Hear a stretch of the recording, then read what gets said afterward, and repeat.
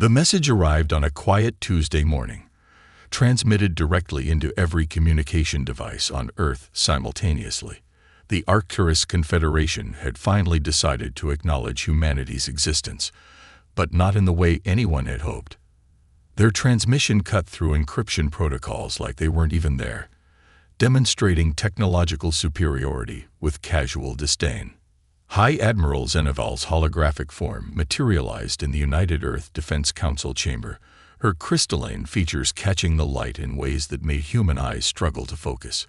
Her voice carried the weight of countless conquered civilizations as she addressed the assembled leaders of Earth.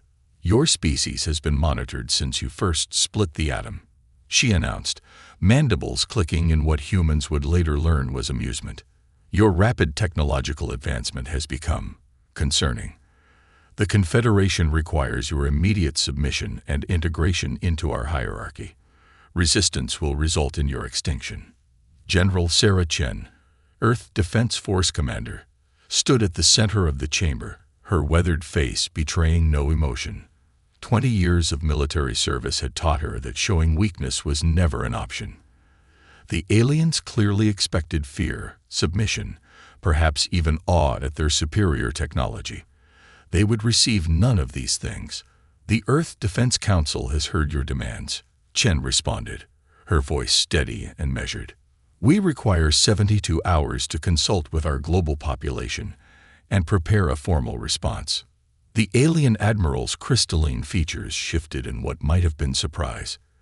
"You have 24 hours. The Confederation does not negotiate its terms." As the hologram faded, the chamber erupted into controlled chaos. Security advisors rushed forward with threat assessments, military commanders demanded immediate mobilization, and diplomatic corps representatives argued for peaceful resolution. But Chen remained still, a slight smile playing at the corners of her mouth. "They're watching us right now," she stated quietly, silencing the room. "Every satellite, every transmission, every movement of our ships. They're expecting us to panic, to reveal our true military capabilities in a scramble to prepare." She turned to face the assembled leaders. "So let's give them exactly what they want to see." Over the next 24 hours, Earth put on the greatest show of incompetence in human history. Civilian ships fumbled their routine maneuvers. Military vessels executed clumsy defensive formations. Communication channels were filled with panicked discussions about outdated weapon systems and obsolete defense strategies. But deep beneath the surface of Mars, in bunkers that had taken decades to construct in absolute secrecy, humanity's real response was taking shape. The Arcturus Confederation had made a fundamental mistake in their assessment of human nature. They thought they were dealing with yet another species that would bow to superior technology and overwhelming force. They didn't understand that humans had been preparing for this moment since they first looked up at the stars and wondered if they were alone. They didn't know about Project Prometheus, the quantum weapon platforms hidden in dimensional pocket space.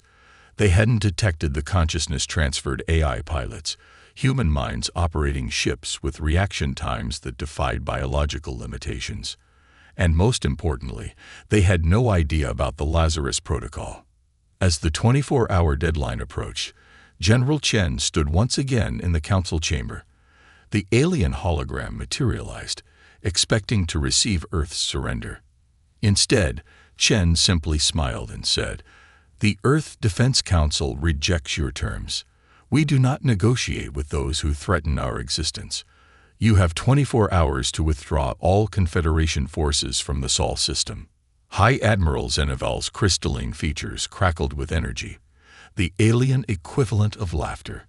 "You dare to counter-threaten the Confederation. Your species truly is as primitive as we assessed. Perhaps we should demonstrate." "We are not threatening you, Admiral," Chen interrupted. "We are giving you your only warning. Humanity doesn't negotiate when our survival is at stake. We simply ensure our survival by any means necessary." The alien admiral's response was cut short as Chen terminated the transmission. In the silence that followed, she activated her neural link to the Mars Command Center. "Initialize Lazarus Protocol," she commanded. Let's show them why humanity never needed to develop diplomatic skills. We've always been too busy perfecting the art of war. The next 24 hours witnessed what appeared to be humanity's desperate scramble for survival. Confederation sensors detected mass panic across Earth's major cities, recorded frenzied military communications, and observed the clumsy deployment of what seemed to be Earth's primary defense fleet. A collection of barely space-worthy vessels that would have struggled against even a minor civilization's forces. High Admiral Zeneval watched from the bridge of the Confederation flagship Eternal Dawn, her crystalline form shifting in patterns that indicated deep satisfaction. The massive ship hung in high orbit around Jupiter, its quantum sensors painting a detailed picture of Earth's apparent chaos. The planet's pathetic display confirmed everything their intelligence had suggested about human military capability.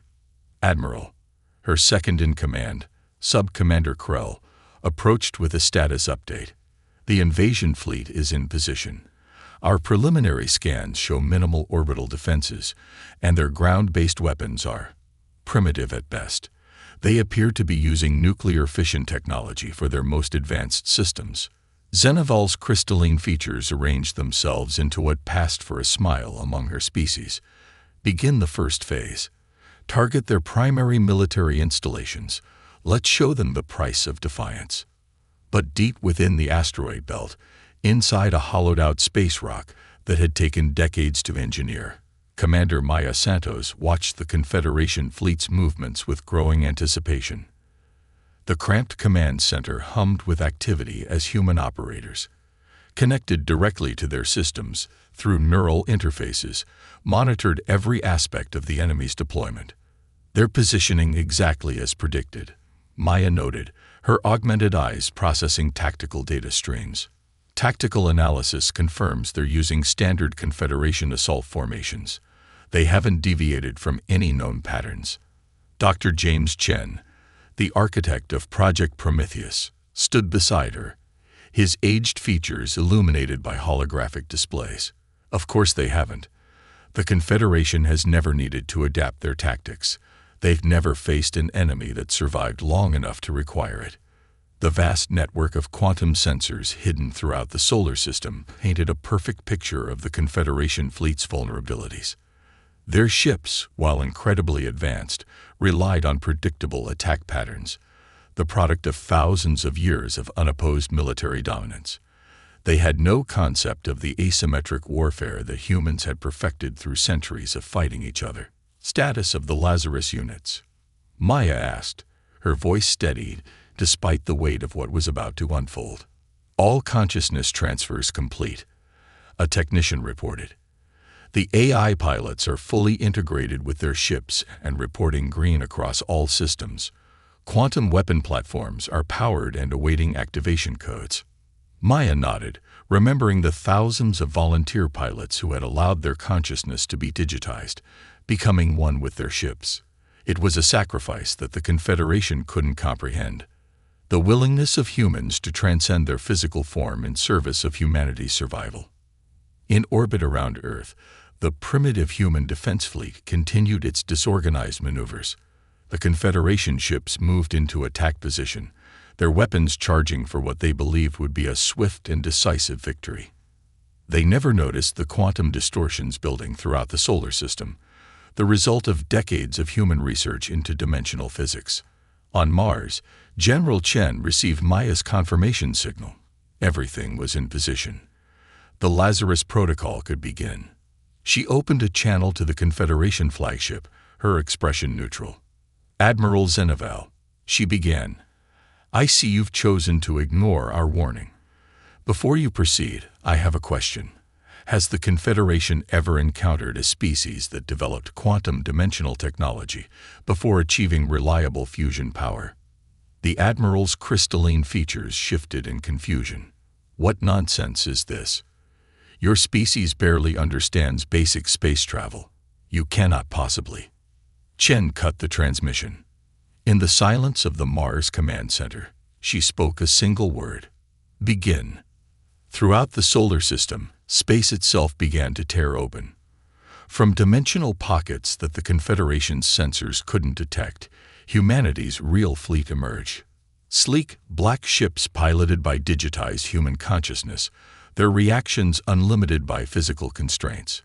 Quantum weapon platforms materialized in perfect firing positions, their targeting systems already locked on the Confederation's key strategic points. The greatest military force in known space was about to learn why humans had spent more time developing weapons than diplomacy. They were about to understand why Earth's history was written in the blood of empires that had underestimated humanity's capacity for warfare. The silent response was about to become very, very loud. The first wave of humanity's attack came not with a bang, but with silence. Complete, absolute silence. Throughout the Confederation fleet, every communication system simultaneously went dark. Quantum entanglement communicators, faster than light arrays, even basic radio, all dead, cut off by human quantum interference technology that the aliens had dismissed as impossible for such a primitive species.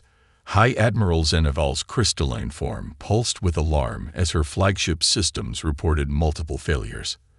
The massive view screens of the Eternal Dawn showed thousands of spatial rifts opening around her fleet, each disgorging sleek, black vessels that moved with impossible precision.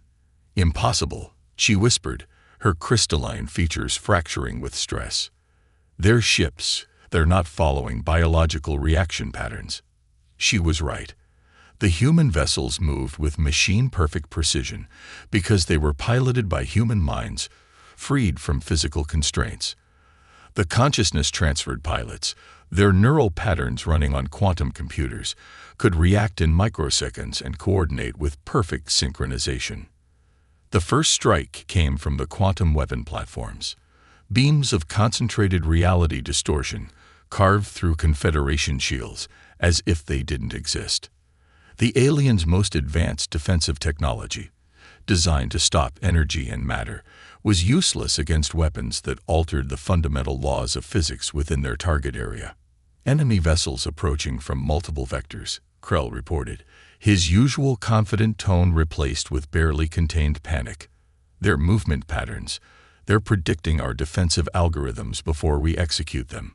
Of course they were. Human AI systems had spent hours analyzing Confederation battle tactics, processing centuries of recorded victories, to identify patterns that the aliens themselves didn't know they had. The Confederation had grown complacent in their technological superiority, never needing to innovate, never having to adapt. From her command center in the asteroid belt, Commander Maya Santos watched the battle unfold with cold satisfaction.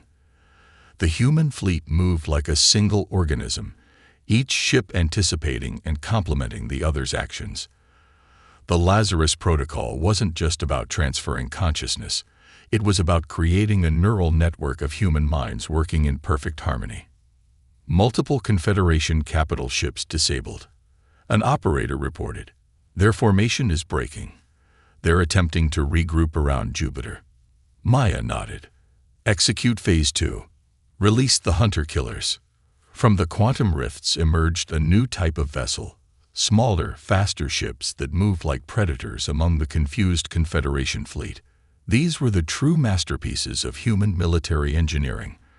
Autonomous combat drones controlled by specialized combat AI, each one carrying a miniaturized version of the quantum weapons. On the bridge of the Eternal Dawn, Zeneval watched in horror as her mighty fleet was systematically dismantled. The humans weren't just winning. They were doing so with a brutal efficiency that spoke of long preparation. Every counterattack was anticipated, every defensive maneuver countered before it could be completed. "Admiral," Krell's voice was tight with fear, "we're detecting energy buildups in the human fleet. They're targeting our quantum cores." The human ships had indeed begun their final attack run. Their quantum weapons targeted the very hearts of the Confederation vessels, the quantum cores that powered their advanced technology. Each strike caused a cascading failure, turning the aliens' own power sources into weapons against them. From her command center on Mars, General Chen watched the battle with grim satisfaction. The Confederation was learning what countless human armies had learned throughout history: Technological superiority meant nothing without the wisdom to use it properly. "Send the message," she ordered. "All frequencies, all languages they can understand." Throughout the battle zone, every surviving Confederation ship received the same transmission. "This is the Earth Defense Force. Your fleet is lost. Your tactics are known. Your technology is countered. You have one chance to surrender and withdraw from the Sol system. There will not be another offer." The message was punctuated by the destruction of 3 more Confederation capital ships, their quantum cores overloading in spectacular fashion. The survivors watched as human vessels took up perfect firing positions around them, quantum weapons primed. High Admiral Zeneval, her crystalline form now cracked with stress fractures, faced a choice that no Confederation commander had made in 10,000 years. The humans hadn't just defeated her fleet. They had rendered the Confederation's entire military doctrine obsolete in a single battle. "This is High Admiral Zeneval," she transmitted, her voice carrying the weight of shattered pride. "The Confederation fleet surrenders."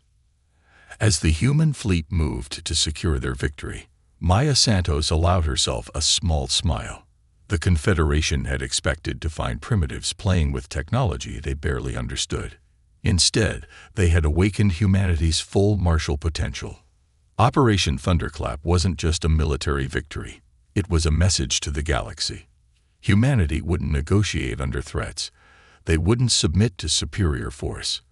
They would simply ensure that their force was superior. The Grand Hall of the Confederation High Council had never known such silence.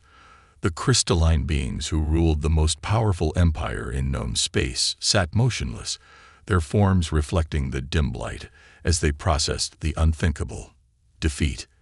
The holographic display at the center of the chamber showed the wreckage of their fleet scattered across the Sol system, a graveyard of technological superiority and military pride. Supreme Counselor Vexthor, his ancient crystalline form bearing the patterns of 10,000 years of authority, finally broke the silence. How many ships survived? High Admiral Zeneval, her form still bearing stress fractures from the battle, responded with visible difficulty. 312 vessels from an initial force of 2,000. All capital ships were either destroyed or disabled. The humans. She paused, her voice carrying the weight of brutal revelation. They could have destroyed them all. They chose not to.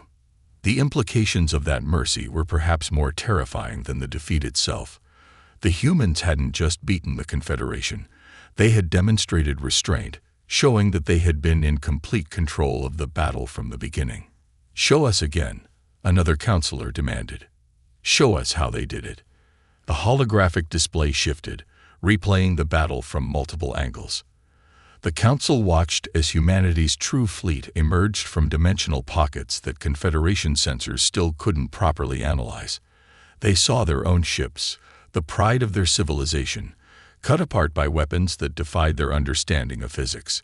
Most disturbing of all, they watched the perfect, inhuman precision of the Earth vessels' movements.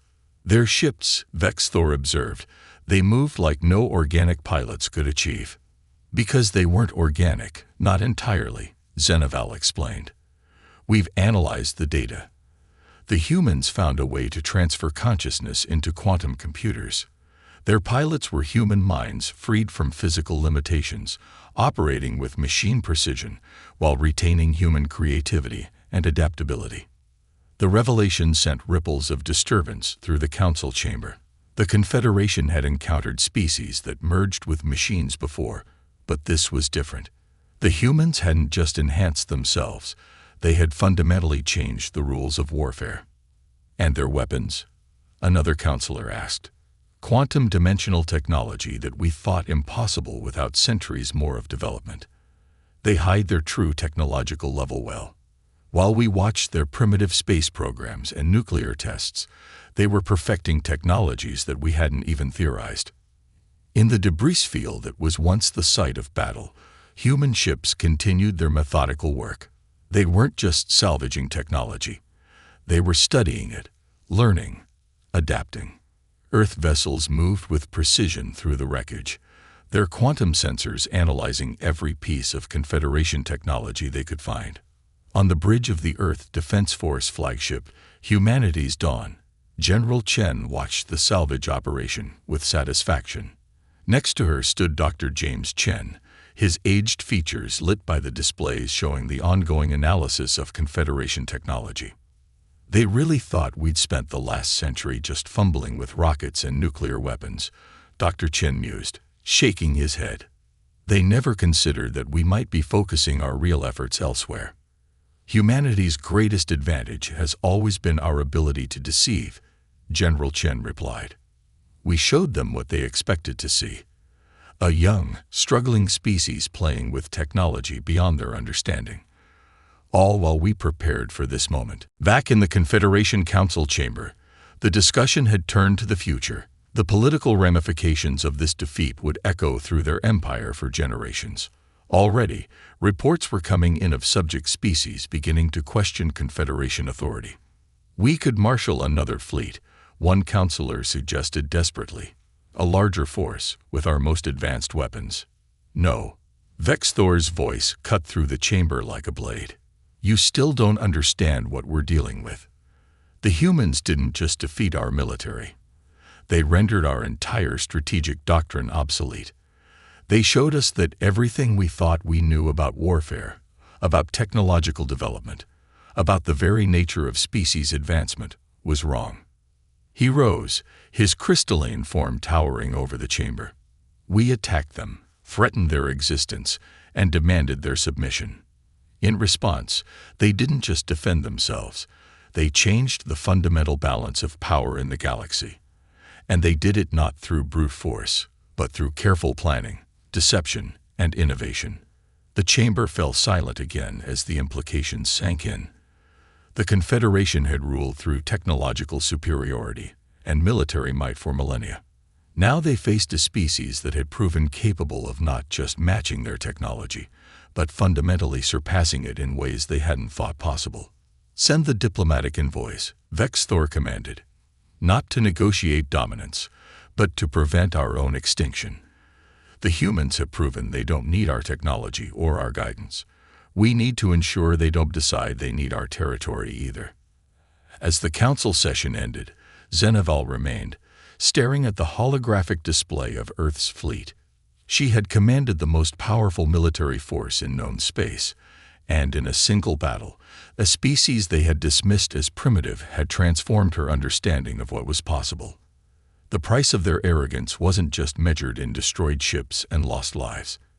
It was measured in the fundamental shift of power that now echoed through the galaxy.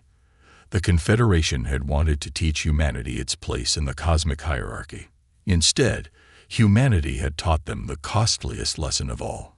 Never mistake patience for weakness, preparation for primitiveness, or restraint for inability. 1 year after Operation Thunderclap, the galaxy had changed in ways that even humanity hadn't fully anticipated. The observation deck of the newly constructed Unity station, positioned at Earth's L5 point, offered a perfect view of this new reality. Ships from a dozen different species moved through the carefully regulated space lanes, their designs ranging from the crystalline architecture of Confederation vessels to the organic curves of the Nexus Collective's living ships. Commander Maya Santos stood at the window, her augmented eyes automatically tracking and identifying each vessel. Next to her, a holographic representation of High Admiral Zeneval flickered into existence, the former enemy commander's crystalline form now bearing the marks of reconstruction and reform. The trade delegation from the Outer Rim arrives tomorrow, Zeneval reported, her tone carrying none of its former arrogance. They're eager to establish direct relations with Earth, without Confederation oversight. Maya nodded, unsurprised. The past year had seen the complete restructuring of galactic politics. The Confederation hadn't collapsed. Humanity had been careful to prevent that, but it had been transformed. No longer an empire ruling through force, it had become something closer to a federation, with Earth holding a peculiar position of influence. And the technology exchange program? Maya asked, though she already knew the answer. Proceeding as arranged, though I must admit, It's largely one-sided. Your quantum dimensional technology remains beyond our understanding. That had been perhaps the most shocking revelation for the galaxy at large. Humanity hadn't just developed advanced technology. They had taken an entirely different path of scientific development. While other species had focused on mastering energy and matter, humans had explored the fundamentals of reality itself. In the depths of Mars Base, General Chen was reviewing the latest reports with Dr. James Chen. The massive underground facility had become the heart of Earth's technological development, now incorporating insights from a dozen alien civilizations. The Lazarus Protocol pilots are adapting well to their new role, Dr. Chen noted, scrolling through neural interface data. The ability to transfer consciousness between organic and digital forms at will has interesting implications. General Chen smiled slightly. The consciousness transfer technology, originally developed for warfare, had opened up possibilities that no one had anticipated. Human minds could now explore the universe in ways that biological bodies never could, while still retaining their humanity. The Confederation Science Council is still trying to understand how we developed it, she remarked. They can't quite grasp how we made such advances, while apparently struggling with basic fusion power. That's because they still don't fully understand human nature, Dr. Chen replied. We didn't develop technology in a linear fashion because we never assumed we had to. We pursued what interested us, what we thought might give us an advantage, without caring about the proper order of scientific advancement. In orbit around Jupiter, the first joint species research station had begun operations. Here, scientists from Earth worked alongside researchers from the Confederation and other species, sharing knowledge and pushing the boundaries of what was possible. The station's quantum cores, based on human technology but incorporating alien insights, powered experiments that would have been impossible a year ago. But perhaps the most significant change was happening in the Confederation itself. The defeat at Sol had forced a complete revaluation of their civilization's fundamental principles. Species that had been subjected to Confederation rule for millennia were now finding their own voices, inspired by humanity's example. Supreme Counselor Vexthor, addressing the newly formed Galactic Coalition, summed up the transformation. For 10,000 years, we believed that civilization advanced along a single path, that technological progress could be measured on a linear scale. Humanity showed us that we were wrong. They showed us that true advancement comes not from following an established pattern, but from daring to explore new possibilities. The Council Chamber, once a symbol of Confederation dominance, now hosted representatives from all known spacefaring species. Earth's delegation sat among them, not as conquerors or subjects, but as equals who had earned their place through innovation and strength. Back on Unity Station, Maya turned to Xenoval's hologram. There are rumors that some of the outer colonies are still building warships, preparing for another attempt at asserting Confederation dominance. The former admiral's crystalline form shifted in what had become recognizable as amusement. There will always be those who cling to the old ways, but they misunderstand the lesson of our defeat. Humanity didn't just prove itself stronger. It proved that strength itself means something different than what we thought. Maya nodded, watching as a new ship emerged from quantum space near the station. One of the hybrid vessels, combining human dimensional technology with Confederation energy systems. It represented everything the New Order stood for: innovation through cooperation, strength through diversity of thought. We never wanted to rule, she said quietly. We just wanted to ensure we couldn't be ruled. The galaxy is learning that there's a difference. As the sun set on another Earth day, casting long shadows through Unity Station's windows, the future seemed brighter than anyone could have imagined a year ago. Humanity had not only survived its first major interstellar conflict, it had fundamentally changed the nature of galactic civilization. Not through conquest or dominance, but through the very qualities that had allowed them to survive and thrive on Earth. Adaptability, ingenuity, and the unwavering determination to forge their own path among the stars. The message to the galaxy was clear. Humanity didn't need to negotiate from a position of weakness, nor did they need to rule through force. They had found a third path, leading through innovation, defending through strength, and advancing through cooperation. It was a new order, built not on the ashes of the old, but on the foundation of something that the Confederation had forgotten over its millennia of rule: the power of possibility itself.